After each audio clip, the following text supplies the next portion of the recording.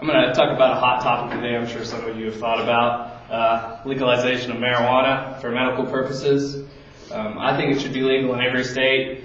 And statistically speaking, I'm sure most of you in here agree with me. According to a CBS News poll in 2011, it showed that 77% of Americans think that marijuana should be legalized for medical purposes. I hope to influence the few of you today that don't agree with it before I leave, before I'm done here. I'm actually going to take it a step further and say marijuana should be legalized for even casual use. I'm going to talk about the positive things that are associated with it and then some negative things, and hopefully I can rebuke those.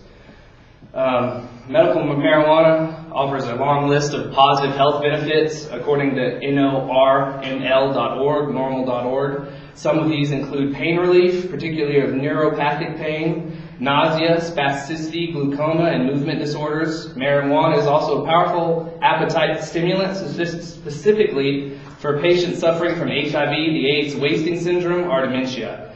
Emerging research suggests that marijuana's medical properties may protect the body against some of malignant tumors and are neuroprotective.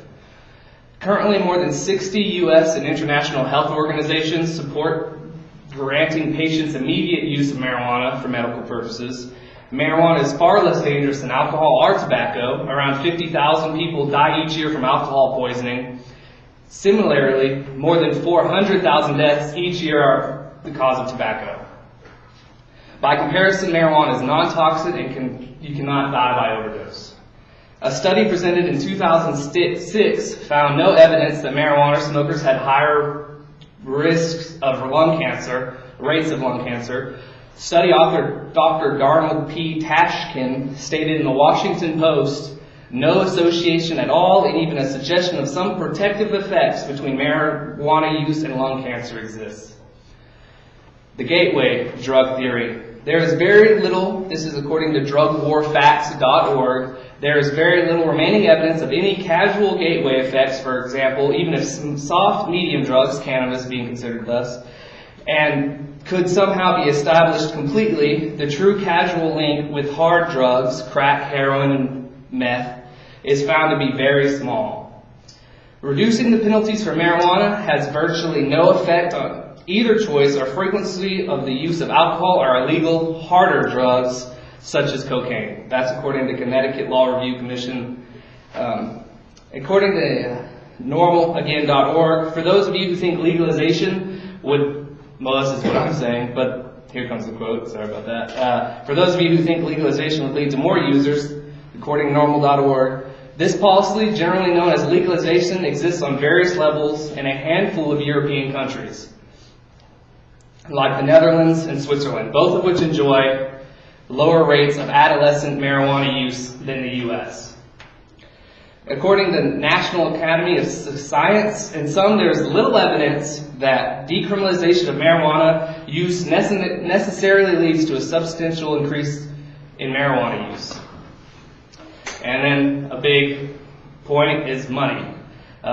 Assuming comparable tax rates to tobacco, which is 40 to 50%, a marijuana market would yield potentially $16 to $20 billion in taxes. Money we could use for whatever we want, practically. According to normal.org again, enforcing marijuana costs taxpayers an estimated $10 billion annually, and it results in the arrest of more than 750,000 individuals per year.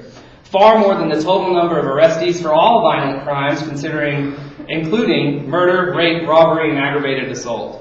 Of those charged with marijuana violations, approximately 86% of Americans were charged with possession only.